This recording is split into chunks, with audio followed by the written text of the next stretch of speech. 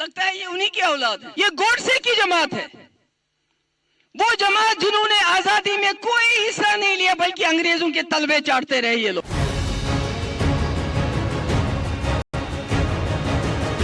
ढेर सारे मंदिरों की पुनर्निर्मिति की यात्रा शुरू हुई। वो पुनर्निर्मिति भी शिवाजी महाराज ने शुरू की थी और आज हमारे देश के प्रधानमंत्री भी इसको आगे बढ़ा रहे हैं।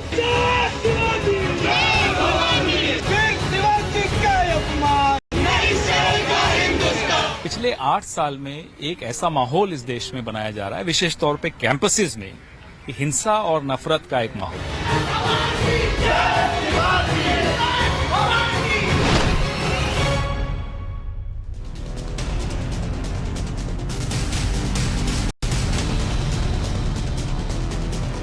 नमस्कार, टाइम्स टाइम नव भारत पर देश के सबसे पसंदीदा डिबेट शो राष्ट्रवाद में आपका स्वागत है।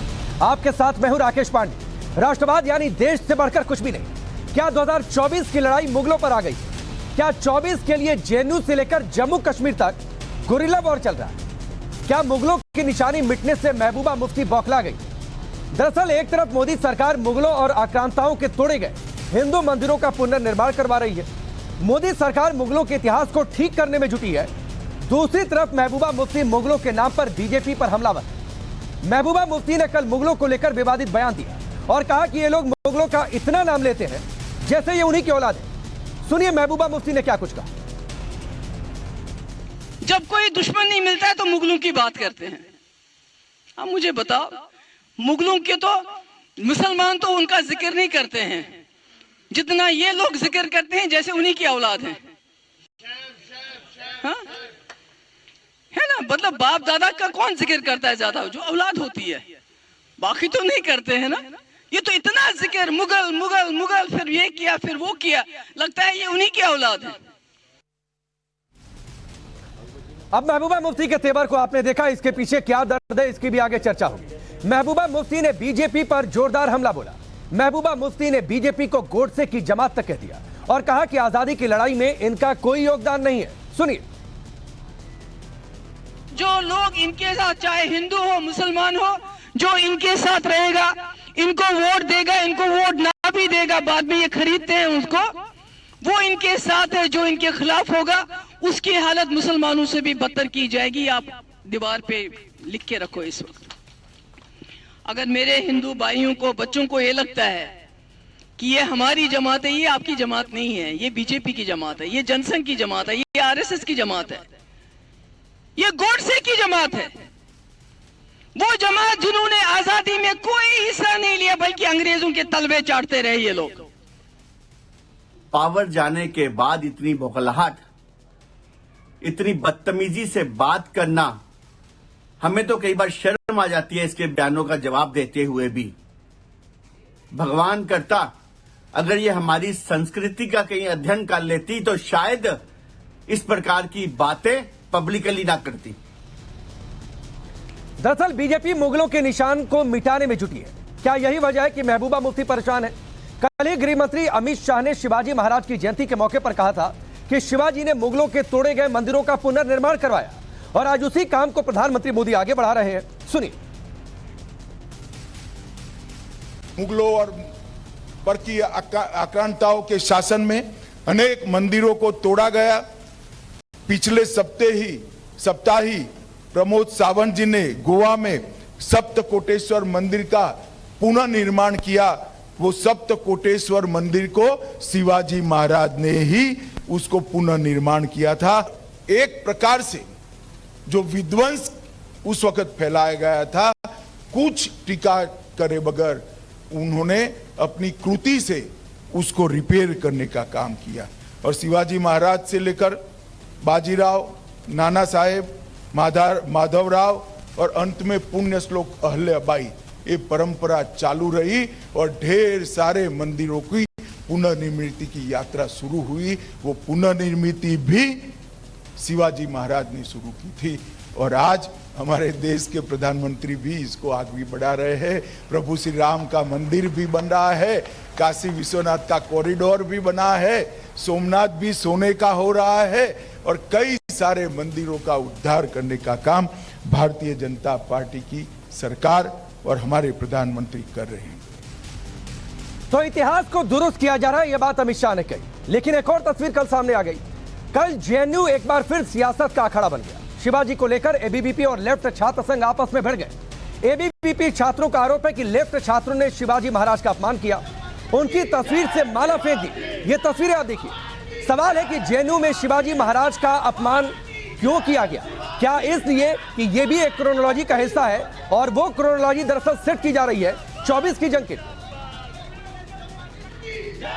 पिछले 8 साल में एक ऐसा माहौल इस देश में बनाया जा रहा है, विशेष तौर पे कैंपसेस में, कि हिंसा और नफरत का एक माहौल। हम इसकी निंदा करते हैं। हिंसा कोई भी किसी भी बहाने से लाए वो गलत है, किसी ने भी की हो वो गलत है। ऐसे में चलिए सबसे पहले आज के बड़े सवाल आपके सामने रखते हैं। पहला आज का सवाल जिस पर चर्चा होगी कि मुगलों से मोहब्बत और शिवाजी महाराज से नफरत, क्या इसी रास्ते पर चलकर 24 जीत लेंगे? सवाल यह भी है कि क्या मुगलों के निशान मिटाए जा रहे हैं, यानी इतिहास को दुरुस्त किया जा रहा है? वो मंदिर जो मुगलों ने तोड़े उनका पुनर्निर्माण हो रहा है, इसीलिए क्या महबूबा मुफ्ती इतनी परेशान है और एक तीर से कई निशाने को साधने की कोशिश कर रही है? सवाल यह भी है कि जेएनयू से जो तस्वीर सामने आई, शिवाजी महाराज का जो अपमान किया गया, क्या एक बार फिर से टुकड़े गैंग ने इस काम को अंजाम दिया है? सवाल यह भी है कि जेएनयू से कश्मीर तक 24 के लिए गुरिल्ला वॉर चल रहा है और जो कुछ भी हो रहा है मान लिया जाए वो राजनीतिक तौर पर सब कुछ सेट किया गया है और उसी के जरिए विपक्ष को उम्मीद है कि 24 की जंग जीत लेंगे। चलिए आपका परिचय आज के मेहमानों से करवाते हैं। अजय वर्मा हमारे साथ स्टूडियो में मौजूद है, कांग्रेस पार्टी के नेता। वकार एच भट्टी साहब मौजूद है, पॉलिटिकल एनालिस्ट के तौर पर। रऊफ भट्ट है, पीडीपी के नेता और प्रवक्ता। हाजी मेहरदीन रंगरेज हमारे साथ है, मुस्लिम स्कॉलर।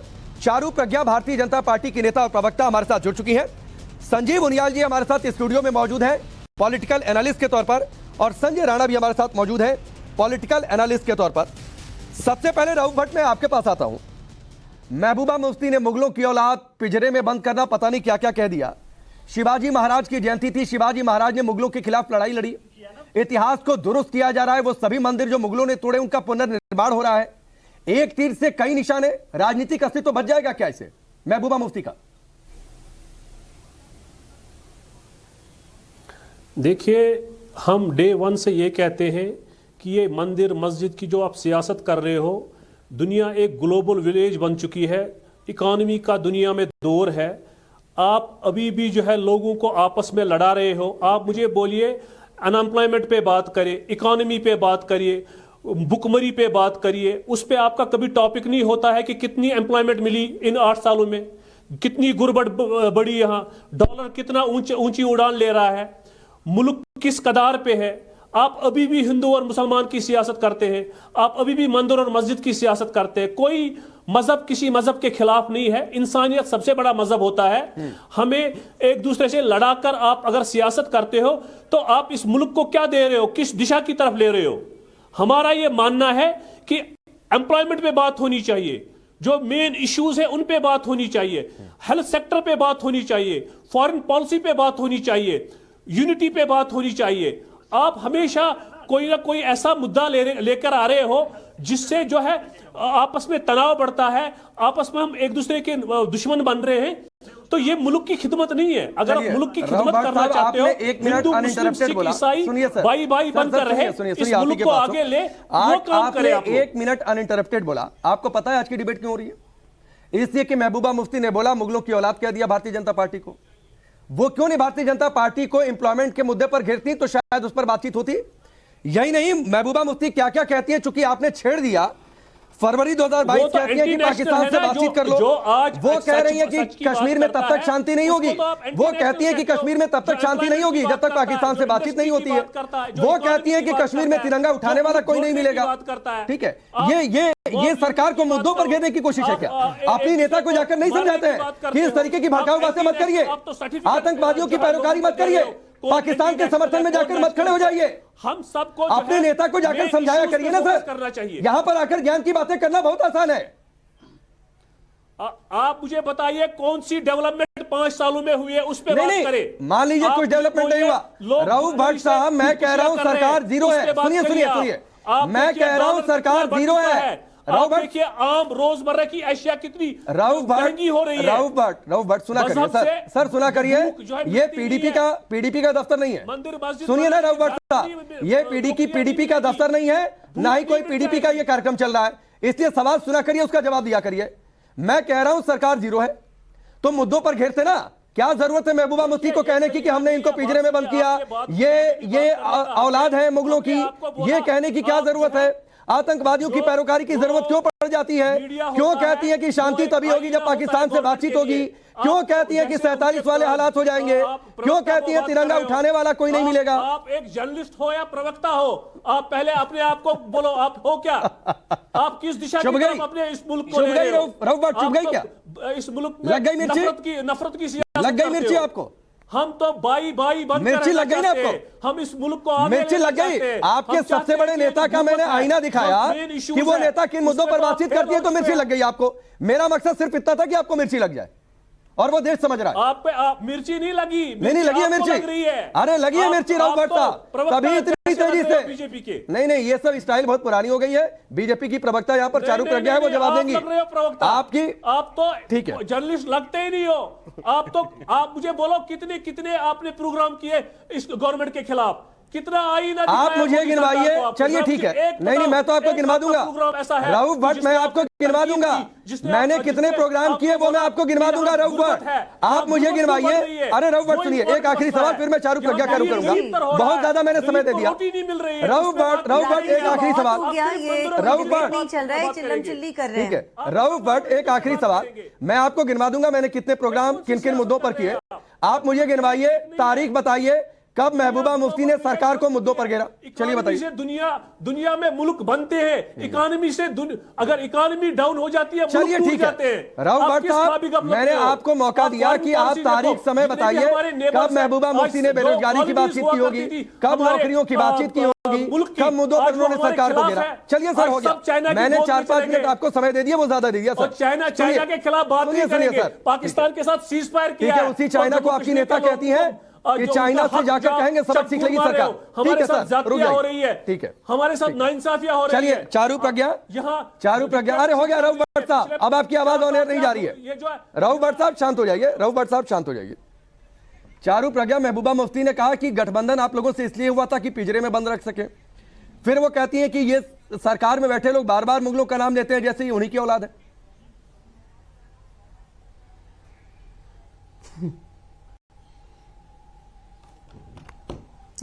राकेश जी,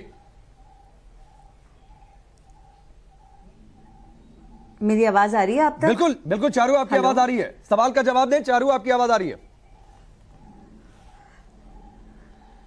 जी, मैं माफी चाहती हूँ, थोड़ा मेरा कनेक्शन इधर उधर हो सकता है, तो निभा लीजिएगा। राकेश जी, मुझसे पहले जो प्रवक्ता बोल रहे थे ना, उनकी बातें सुनकर ऐसा लगता है कि बड़े बड़े परेशान है वो। उनको ये समझ में ही नहीं आ रहा कि पिछले 8-10 सालों से जिस तेजी से हमारा देश बढ़ रहा है, ये जो ऑपोजिशन वाले नेगेटिव लोग हैं, ये क्या करेंगे? जो अपनी सेल्फिश टुच्ची राजनीति पर अब तक खड़े होते थे, आज डेवलपमेंट की, विकास की राजनीति के सामने ये कैसे कम्पीट करेंगे? जिस तरीके के सवाल पूछ रहे थे, कहते हुआ क्या है भारत में पिछले 5 सालों में, मैं बहुत जल्दी 10 सेकंड में आपको जवाब देना चाहती हूँ। आप शांति से सुनिए, चारू आपको सुन रही थी, बीच में आपकी आवाज बिल्कुल राकेश जी, मैं उम्मीद करूंगी कि मैं दूसरों के जी, और बहुत सिंपल सी बात है, शिष्टाचार की बात है, मैं दूसरों के समय में नहीं बोलती, मैं टीवी पर चिल्लम चिल्ली करने नहीं आती। अपनी बात जब मैं बोलूंगी, कोई बीच में ना बोले, क्योंकि अगर बीच में वो बोलेंगे तो मैं भी सबके बीच में रोक टोक कर सकती हूँ। मैं बोलना शुरू नहीं करती है, बीच में इंटरप्ट करना शुरू हो गए। तो मैं आपको बताती हूँ क्या हुआ है पिछले 5 सालों में। राकेश जी, 5 सालों में हमारे देश की इज्जत जिस तरीके से इंटरनेशनल लेवल पर बढ़ी है, ये सिर्फ इसलिए बढ़ी है क्योंकि हमारे देश में डेवलपमेंट हुआ है। आखिरी गांव जहां तक बिजली नहीं पहुंची थी, 70 साल तक नहीं पहुंची थी, अब वहां तक बिजली जाती है। सड़क बनाने का रिकॉर्ड सेट किया है हमारे देश ने। वो सड़क जो अब घर घर पहुंचती है, जो 70 सालों तक किसी को याद नहीं आई थी, अपने बड़े बड़े शहरों तक सड़कें थी। बड़े नेता, चाहे वो सोनिया जी हो, राहुल जी हो, उनकी खुद की कॉन्स्टिट्यूएंसीज में सड़क नहीं बनी थी। हाईवे तो आप छोड़ ही दीजिए, वो बनाने का रिकॉर्ड हमारे देश ने सेट किया है। 75 किलोमीटर रोड पर डे 2021 में बनाई गई, 7,500 किलोमीटर से भी ज्यादा रोड। 1 साल में बनाई जाती हैं। अब जिस गति से ट्रेन के स्टेशंस बनते जा रहे हैं, रेनोवेट होते जा रहे हैं, आम आदमी के लिए कनेक्टिविटी बढ़ती जा रही है, इन लोगों को दिखाई नहीं देगा क्योंकि ये बड़ी प्रिविलेज की जिंदगी जीते हैं। प्रिविलेज की जिंदगी इसलिए जीते हैं, सरकार का पैसा लो। आप जानते हैं 28 गुना ज्यादा पैसा कश्मीर को मिलता है, आता है बाकी देश के कंपैरिजन में। वो कहां गया 28 गुने पैसे का डेवलपमेंट? पीडीपी के प्रवक्ता है ना, बताइए, आप ही के नेता तो खाते बैठे हैं। वो हमारे देश का पैसा, अमित हमारा शाह ने पैसा। कहा कि इतिहास को दुरुस्त किया जा रहा है। आपको लगता है कि इसीलिए महबूबा मुफ्ती को बेचैनी ज्यादा हो रही है? मेरी बात खत्म नहीं हुई है। मैं आप ही के पास हूं।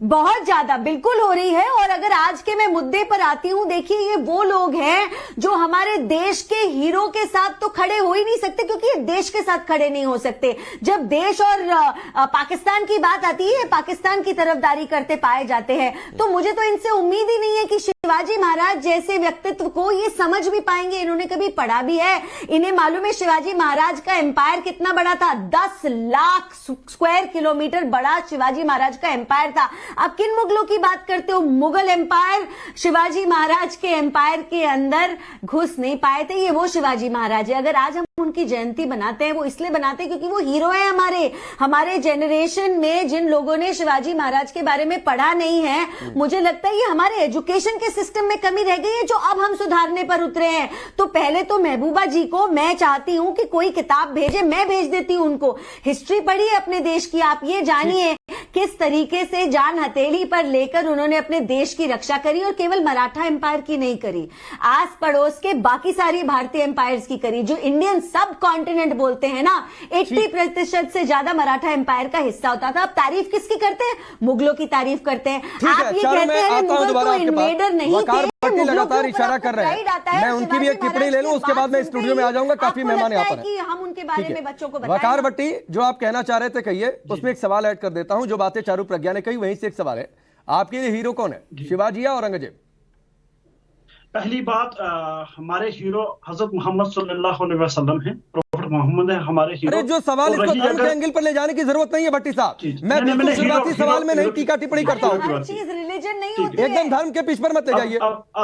ठीक, अच्छा ठीक है, मैं धर्म के ऊपर नहीं आऊंगा। उसके बाद आपने बोला शिवाजी और औरंगजेब के बारे में अगर बोला तो इन दोनों में से बेस्ट कौन है? नहीं, मैंने पूछा आपका हीरो कौन है। ठीक है, औरंगजेब जो थे मुगल बादशाह थे, देश के बादशाह रहे, भारत के बादशाह रहे। तो मेरे लिए औरंगजेब एक वली था, एक फकीर था जिसने देश को तरक्की में पहुंचाया था। देश को औरंगजेब की व्याख्या मैं देने लगूंगा तो सुन नहीं पाएंगे आप। हीरो कौन है बताइए? आप दीजिए। औरंगजेब हीरो था और रियल हीरो इंडिया का था, भारत का रियल हीरो अगर कोई था औरंगजेब बादशाह था। आप जितना मर्जी ठास में उसको काला दिखा ले, लेकिन वो हीरो था, इसको आप छुपा नहीं सकते। अब किताबों उनकी असली किताबों को लिखा के आरएसएस की किताबों में आके प्रोपेगेंडे में आप उनको विलन दिखाने की कोशिश करेंगे तो उसमें वो विलन नहीं बन जाएंगे। तो ये रियलिटी है कि औरंगजेब हीरो थे भारत के। भट्टी सुन लीजिए, तो छोटे मोटे सवाल है सर, रैपिड फायर टाइप के।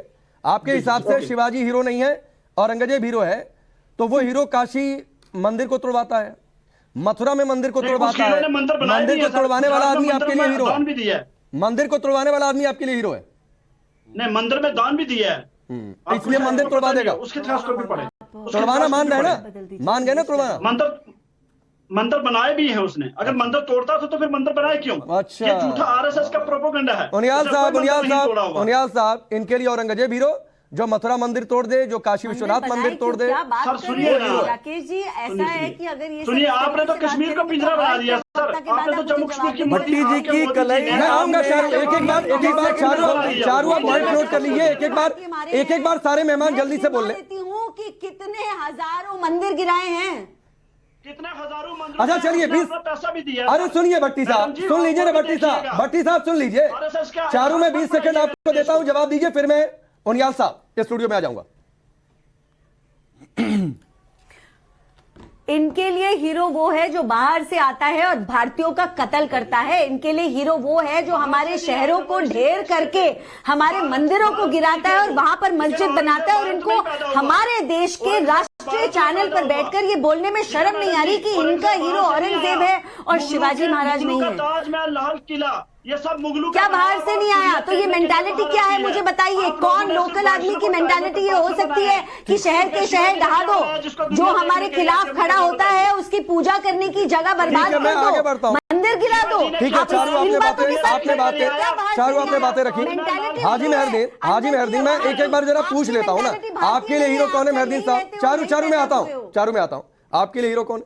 देखिए मेरा हीरो तो मैंने तो बताया, हमारा तो रसूलुल्लाह सल्लल्लाहु अलैहि वसल्लम जो मर नहीं, शिवाजी औरंगजेब हीरो कौन है? देखिए मैं इन्हें किसी को हीरो नहीं मानता, मैं हीरो नहीं मानता उनको, किसी को भी मैं हीरो नहीं मानता। अच्छा। मैं अपनी बात कह रहा हूं जो मैं कहना चाहता हूं आपके माध्यम से।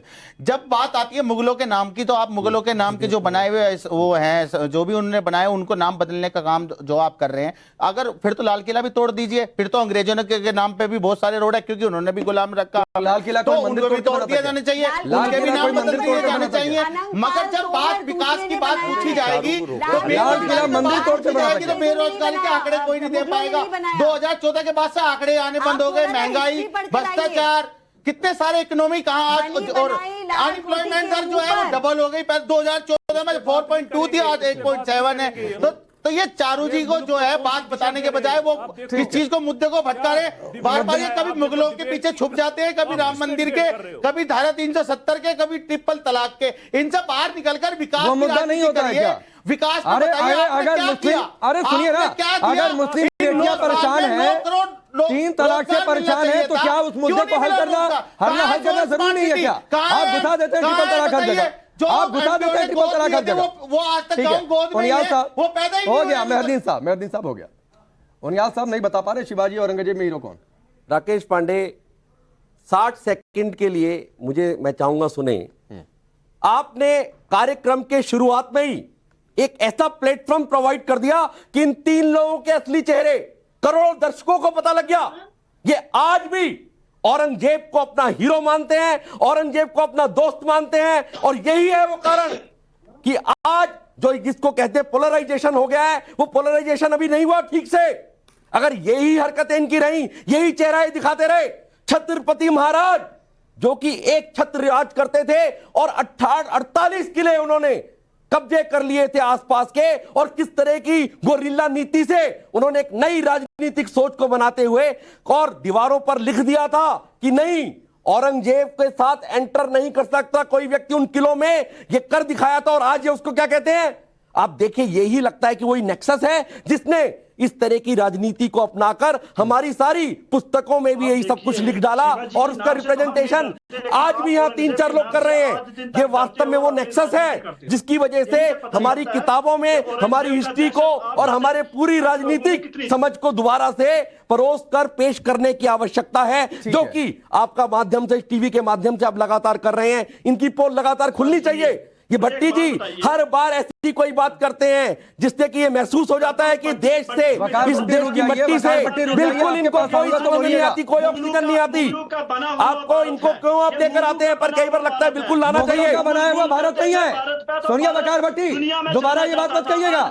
मुगलों का बिल्कुल बनाया हुआ भारत नहीं है। मुगलों ने इस देश में इतने विवाद पैदा किए कि उसके जख्म आज भी ये हिंदुस्तान उठा रहा है, तो इसलिए ये बात मत करिए। मुगल इतने महान नहीं थे कि एक देश बर्बाद पड़ा हुआ है, चलो देश को आबाद करते हैं, इस देश को लूटने आए थे, रह गए यहाँ पर, वो अलग बात है। चलिए ठीक है सर, रुक जाइए। मुगलों की यहाँ पर मैं, सुनिए ना सर, मुगलों की महानता में बताने लगूंगा ना तो आप हजम नहीं कर पाएंगे। अभी कन्वर्जन कर गए ना, मुगलों की महानता बताने लगूंगा तो हजम नहीं कर पाएंगे अभी। ठीक है, चलिए ठीक है सर, रुक जाइए। 2 मेहमान अभी तक नहीं बोले हैं, अजय वर्मा जी। अरे रुक जाइए सर, रुक जाइए ना जी बताइए। जेएनयू में शिवाजी का अपमान हुआ, ये पूरी एक क्रोनोलॉजी काम कर रही है क्या? 24 की जंग के लिए किस तरीके से हिंदू सेंटिमेंट्स को हट किया जाए? बड़े सम्मान से मैं सुन रहा था सारे ज्ञानवान प्रवक्ताओं को और नेताओं को। पांडे साहब, देखिए, मैं आपको ये बताना चाहता हूँ कि 40 साल तक उसी महबूबा के साथ देश की सरकार की क्रोनोलॉजी समझिए, मलाई खाई 40 साल तक।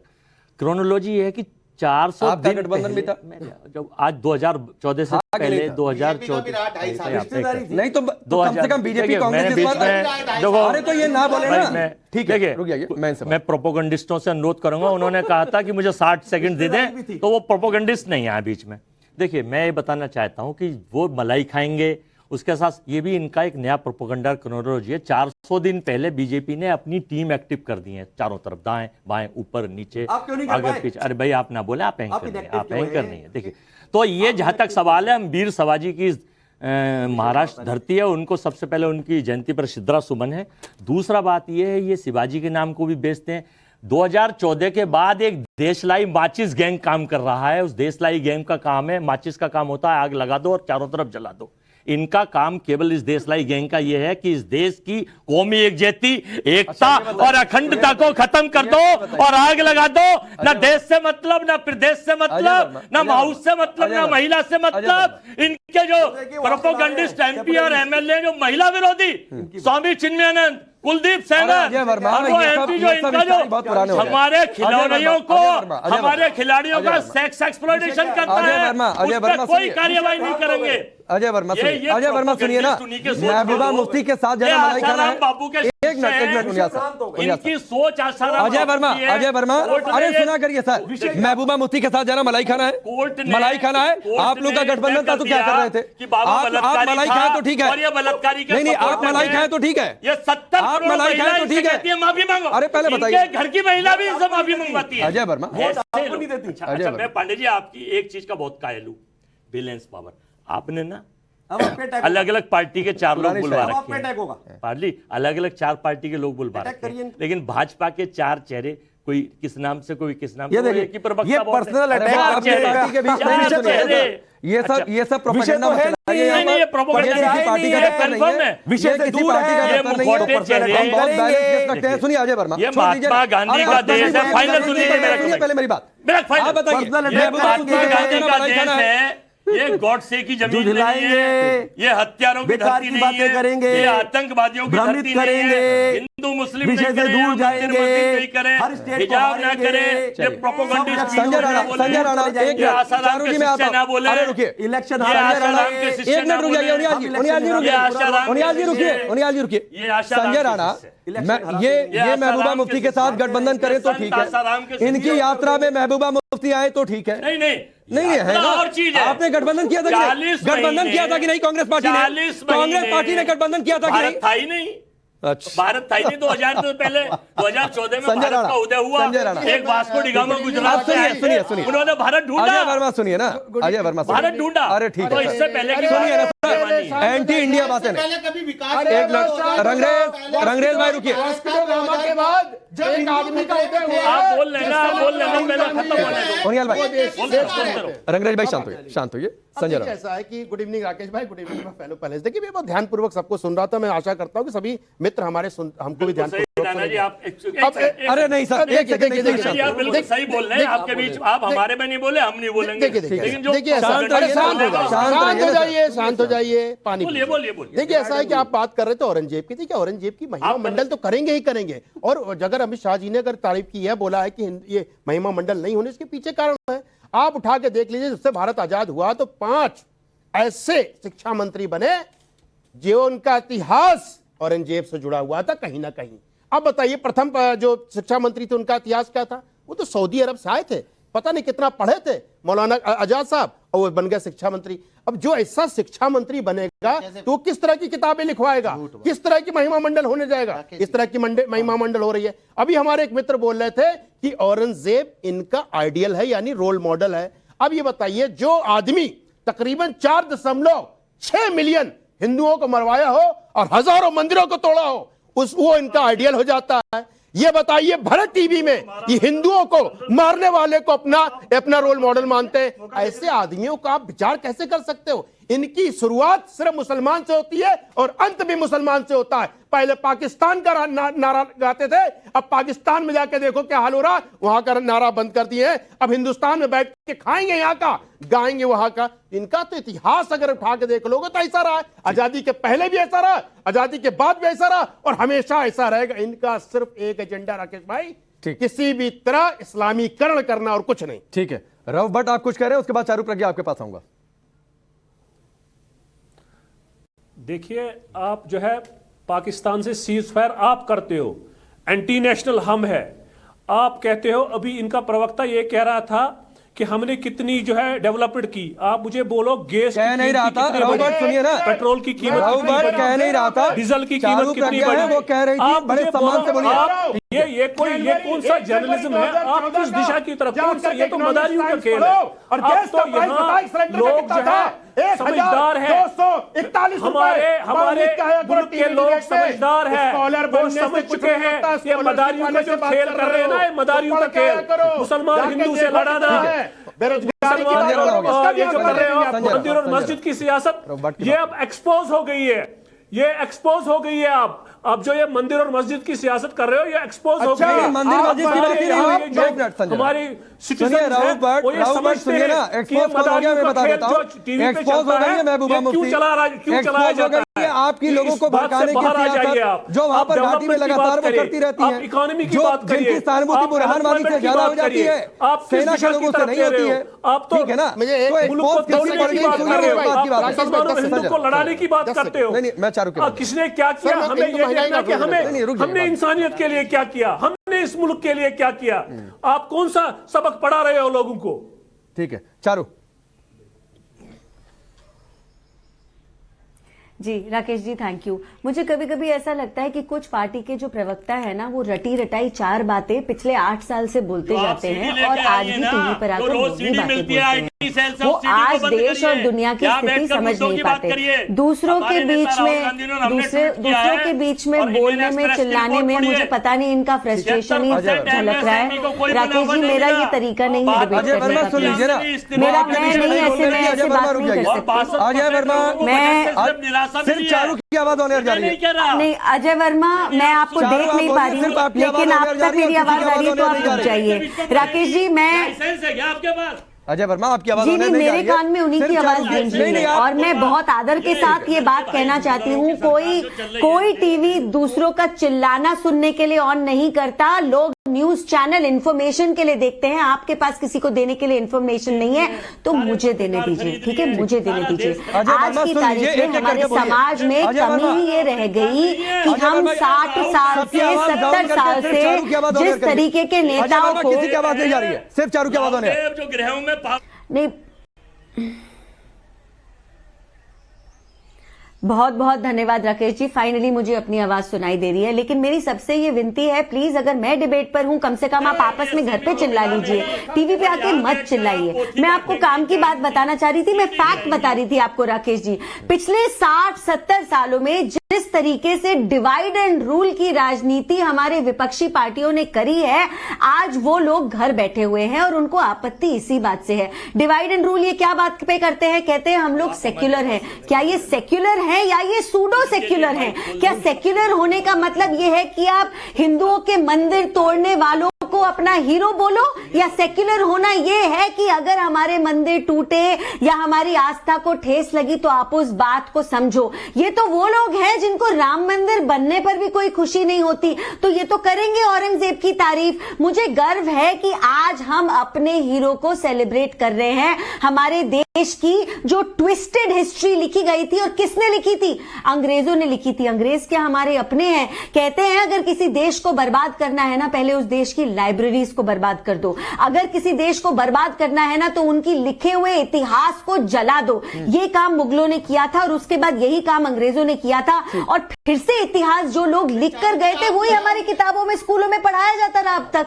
अब जब ये बदला जाएगा तभी तो पता चलेगा कि कैसे थोड़े से वीर लोग अंग्रेजों को अपने बॉर्डर के अंदर घुसने नहीं देते थे। इनको ये बात नहीं मालूम। ये आज उस आदमी को हीरो बोलते हैं जो मजे लेता था 60 लाख हिंदुस्तानियों को मार के। अच्छा, एक और बात, ये कह रहे मुगल ने के आपसे कुछ सवाल है, आप सुन लीजिए, एक साथ जवाब दे दीजिएगा। इनको मैं करेक्शन दे दूं? नहीं, एक सेकेंड, एक फैक्चुअल मैं इनको करेक्शन दे दूं।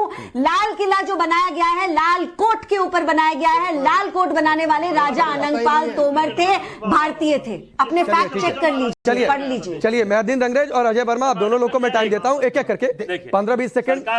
अजय वर्मा, ताजमहल किसने बनाया था? क्या शाहजहां के पहले वहां कुछ नहीं था? बातों को मुद्दे पे आइए मैडम, आप सरकार की प्रवक्ता हैं, आप बताइए। हमारी नेता प्रियंका गांधी ने ट्वीट किया, हमने किया है। प्रधानमंत्री जी के दोस्त गौतम अडानी की दौलत वोट डालनी। कौन बनाए हैं? 2.5 साल में 13 गुना बढ़ गई। जरा जवाब दे दीजिए, सुन लीजिए पहले। चारू एक साथ 2 सवाल है आपके लिए। अजय वर्मा अपना सवाल रिपीट करिए। प्रधानमंत्री जी यानी मोडानी के मित्र दोस्त गौतम अडानी की दौलत 2.5 साल में 13 गुना बढ़ गई, मगर देश के 72% छोटे उद्योगों का बिजनेस नहीं बढ़ा। 3 साल में 1,12,000 दिहाड़ी मजदूरों ने अजय वर्मा अडानी का डिबेट है। कितना बड़ा? पिछले 1 साल में 10,600 MSME बंद हो गए। अमेज़न कैसे बड़ा? 15 गुना। नहीं चलिए ना, आपके कोई जवाब नहीं है। नहीं आपके पास मुद्दे पर बात करने के लिए कुछ नहीं है। मेहदीन अंग्रेज जवाब है, आप बीच में मेहदीन अंग्रेज हो गया। अजय वर्मा रुक जाइए। मेहदीन अंग्रेज आपके बलात्कारी MP, आपके बलात्कारी MLA, आपके बलात्कारी अजय वर्मा शांत होइए ना।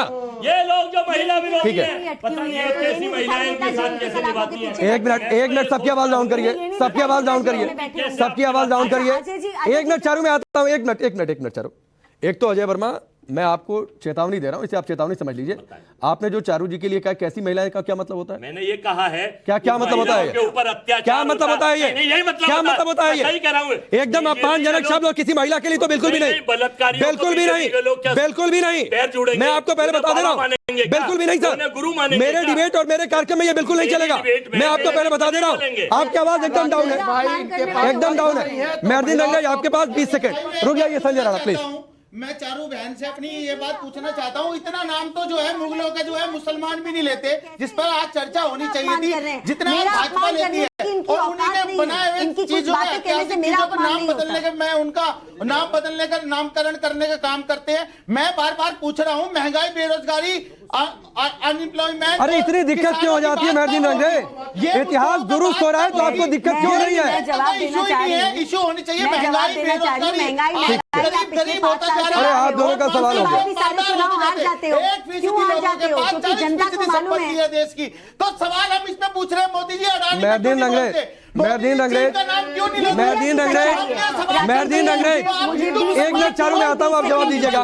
मेहदीन अंग्रेज आप शांत होइए। राकेश जी मुझे केवल 20 मुद्दा आपको बताया जाता है ना डिबेट के लिए, मुद्दे पर रहा करिए। चलिए चारू जवाब दीजिए, फिर संजय राणा आपके पास आता हूँ। एक मिनट रुक जाइए ना, एक बार पूछिए। मेहदीन अंग्रेज शांत होइए। हम भी नहीं लेते जितने मुगलों के नाम लेती हैं। चलिए चारू। अगर भाजपा ये जिस तरीके से राजनीति मेहदीन अंग्रेज सुना करिए सर। ये 2-3 शब्द पकड़कर रोज ये फिर नहीं, मैं किसी के ऊपर वापस नहीं मैं ऐसे बोल सकती। देखिए ये रोज ये 2 शब्द का इस्तेमाल करते हैं, लेकिन जनता बार बार इनके मुंह पे तमाचा मार के कहती है कि आप कुछ भी बोलते रहो। सच्चाई ये है कि आज जब हमारे देश में कोविड आया, 80 करोड़ लोगों को सरकार ने 3 साल तक खाना खिलाया। कोई भुखमरी से नहीं मरा इस देश में, क्योंकि सरकार ने सबके घर तक राशन पहुंचाया। ये बात भूल जाते हैं। राशन ही नहीं, सबका मुफ्त इलाज करवाया। वो ही नहीं, सबको फ्री वैक्सीनेशन लगवाया। तो अगर आप बार बार महंगाई की बात करते हैं, मैं आपको याद दिला दूं कि जिस तरीके से इन्फ्लेशन दुनिया में बढ़ रहा है, हमारी सरकार की कोशिशों की वजह से इंडिया में अंडर कंट्रोल है। और आप बेरोजगारी बोलते हैं, 100 यूनिकॉर्न बनाया हमारे देश में, 100 यूनिकॉर्न। दुनिया का 3रा सबसे बड़ा देश है स्टार्टअप कल्चर को लेकर। ये आप अचीवमेंट्स भूल जाते हैं। आप चाहते हैं सब लोग गरीबी में 9 से 5 की नौकरी करें। आप ये चाहते ही नहीं कि इंडियन लोग उद्योगपति बने। आप वो लोग हो जब कोई पैसा कमाता है विदेशी, इलॉन मस्क ट्विटर खरीदता है या बिल गेट्स होता है, तालियां बजाते हो। लेकिन हमारे देश में उद्योगपति आगे बढ़ता है तो आपको आपत्ति होती है। मेहदीन अंग्रेज हो गया। चलिए संजय राणा मेहदीन अंग्रेज शांत होइए।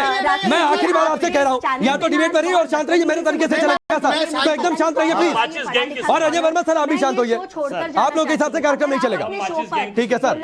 एंड रिस्पेक्टफुल लोग नहीं बुला सकते तो मैं नहीं रहना चाहूंगी। नहीं चारू, मैंने सबको शांत किया। कैमरा बंद करा रही हूँ। चारू आप रहिए कार्यक्रम में। इनको मैंने आखिरी चेतावनी दी है, अगर कोई भी डिबेट की मर्यादा के हिसाब से नहीं रहेगा तो वो मेरे कार्यक्रम का हिस्सा नहीं बनेगा। नहीं, अगर ये आगे गलती करते हैं। 2 या नहीं 3 बार मर्यादा पार हो चुकी है राकेश जी, 3 बार। नहीं, आगे जो मर्यादा पार करेगा वो कार्यक्रम से बाहर होगा। चारू ऐसे पैनलिस्ट को चारू जी, आगे जो मर्यादा पार करेगा वो कार्यक्रम से बाहर रहेगा। ये मैंने आखिरी चेतावनी दे दी है। ये बीच में टिप्पणियां करके अपनी 12 साल के बच्चे की मेंटालिटी दिखाते हैं। आप स्कूल की असेंबली में नहीं खड़े कि टीचर बोल रही है तो पीछे से जब तक टिप्पणी नहीं करेंगे आपको मजे नहीं आएंगे।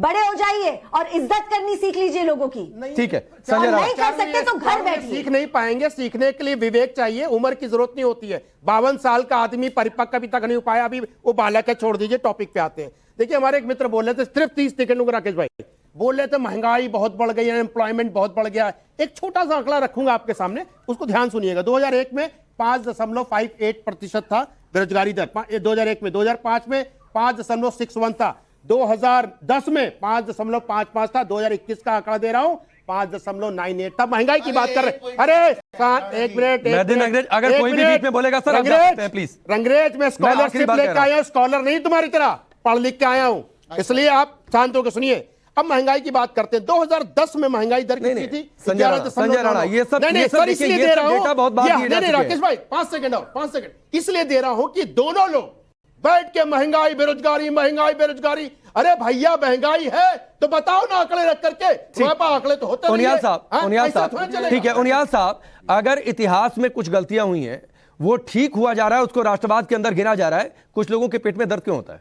हाँ राकेश पांडे, मुझे लगता है जब भी कोई फिगर्स देता है तो फिगर्स और आंकड़े चैलेंजेबल होते हैं, और आज गूगल पर अलग अलग तरह से अलग अलग रिपोर्ट्स आती हैं। तो मुझे लगता है कि हमारी डिबेट का मेजर हिस्सा अगर आंकड़ों की तरफ जाएगा, वैचारिक बात बिल्कुल की जाए तो आपने पहली 2 बातें देखी कि औरंगजेब का क्या रोल रहा, मुगलों का क्या रोल रहा, और किस पर क्यों भिदकते हैं, क्योंकि कन्वर्जन किया था क्या, आपको घर वापसी के लिए कितनी बार आमंत्रण दिया हुआ है, आप आइए ना। पर राष्ट्रवाद के साथ आप किसी भी धर्म की पूजा करते हो, किसी भी पंथ का विश्वास करते हुए आप रह सकते हैं राष्ट्रवाद के बीच में। राष्ट्रीय स्वयंसेवक संघ के सरसंघ चालक जी ने कितनी बार कहा है कि सबका डीएनए एक है, और हर एक मस्जिद में से आप शिवलिंग मत ढूंढिए। जब इस तरह की बात करने वाले राष्ट्रीय स्वयंसेवक संघ के उदारवादिता दिखा सकते हैं, तो उस प्लेटफॉर्म पर वापस घर वापसी ना भी करते हुए अगर राष्ट्रवाद की बात करते रहे तो क्या बुराई है? और कार्यक्रम भी राष्ट्रवाद का है।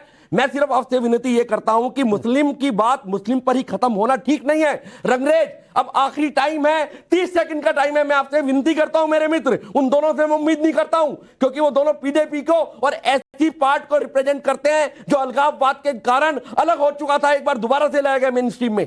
मैं उम्मीद करता हूं रंगरेज से कि रंगरेज आप कहेंगे आज कि हां उनका हीरो छत्रपति शिवाजी है। नहीं कहेंगे, आपकी उम्मीद बेमानी है। चलिए वकार भट्टी साहब, वकार भट्टी साहब। हमारा हीरो गांधी जी हैं, आप बताइए, आप देखिए मुझे बोलना आप बताइए, एक मिनट भट्टी साहब, एक मिनट तो मैं भी पांडे जी, मुझे आपने कम से कम मेरी बात के बाद आपने कम से कम ये तो कहा कि गांधी जी को मैं मानता हूं, गांधी जी मेरे प्रिय हैं, गॉडसे नहीं है।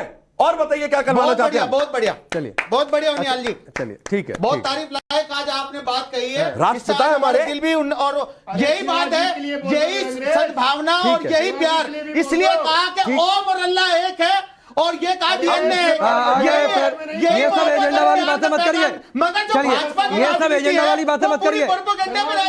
मेहरदीन रंगरेज ये सब एजेंडा और धर्म की बातें मत करिए। मस्जिद कपड़ों से पहचानने की बात, उनकी राजनीति का जो एजेंडा है, चलिए ठीक है, एक मिनट औरंगजेब, मेहरदीन रंगरेज मैं आपके पास एक मिनट। इन्होंने जो कहा, अब मेहरदीन रंगरेज एक मेरा आपसे भी बात है, आपने चलिए कह दिया जो उन्होंने कहा, आप लोगों की राय मिल गई। अब आप ये बोलिए कि औरंगजेब एक आक्रांता था, उसने इस देश में मंदिरों को तोड़ा और हिंदुओं की भावनाओं को ठेस पहुंचाई, ये बोलिए। देखिए मैं राकेश जी, आपकी जो आप कहेंगे मैं वो नहीं बोलूंगा, मैं जो मेरा मन कहेगा मैं वो बोलूंगा। मैं बता रहा हूँ, अब वो आक्रांता सुनिए, आक्रांता आए हमारे देश में, अंग्रेज भी आए, मगर आप अंग्रेजों का भी तो नाम लीजिए, आप मुगलों का नाम लेते हो, बात वही तो आ रही है। अगली मुगलों के मैसेंजर वो हैं, चलिए औरंगजेब प्रेम आ गया। चलिए संजय राणा नहीं सुनिए संजय राणा नहीं शिवाजी को नहीं मानते। चलिए मैं आगे बढ़ता हूँ, वकार भट्टी का रुख करता हूँ। मेहरदीन रंगरेज, ये मैंने सिर्फ इसलिए कहा था कि आपका औरंगजेब प्रेम देश के सामने आ जाए, वो बार बार आता है। चलिए वकार भट्टी, हो गया सर, ठीक है सर, ठीक है। वकार भट्टी आप कुछ बोल रहे थे, लगातार इशारा कर रहे थे वकार भट्टी जी। पहली बात, मैं बीजेपी की प्रवक्ता जी थी मैडम जी ने 2-4 बातें रखी थी, उन्हीं का जवाब देना चाहता हूँ। उन्होंने बोला कि लाल किला भी जो था वो एक हिंदू राजा ने बनाया था, और ताजमहल भी एक हिंदू राजा ने बनाया था। मुझे नहीं पता कि ये इतिहास कहाँ से पढ़ के आते हैं। नागपुर की किताब वहां से जो छपती है उस किताब को पढ़ते हैं, या फिल्मों में जो राजा महाराजाओं की बहादुरी दिखाई जाती है हिंदू राजाओं की, वो स्टोरियां देख के आते हैं। अगर इतिहास में जाएंगे तो मुगल बादशाह जो रहे, जो हिंदुस्तान में मुगल मुसलमान ही थे, तो मुसलमानों की जब हुकूमत रही हिंदुस्तान में, तो हिंदुस्तान दुनिया में माना जाता था। आपने उन्होंने चारू प्रज्ञा से कहा है, मेरे पास समय नहीं है, मेरे पास समय नहीं है, आखिरी के 20 सेकंड संजय राणा प्लीज, आखिरी के 20 सेकंड चारू प्रज्ञा इनकी बात का जवाब दीजिए, आखिरी के 20 सेकंड। आपकी तरह बाबरी मस्जिद की सपोर्टर नहीं हूं मैं। नहीं, बाबरी मस्जिद को शहीद करने वाले आतंकवादी थे, पहले ये क्लियर है। एएसआई की रिपोर्ट पढ़ लीजिए, आपको पता चल जाएगा। अगर आज आपको एक वक्त इतना ही, आप सबका बहुत बहुत शुक्रिया, आज सबका बहुत बहुत शुक्रिया। राष्ट्रवाद में फिलहाल अभी के लिए बस इतना ही।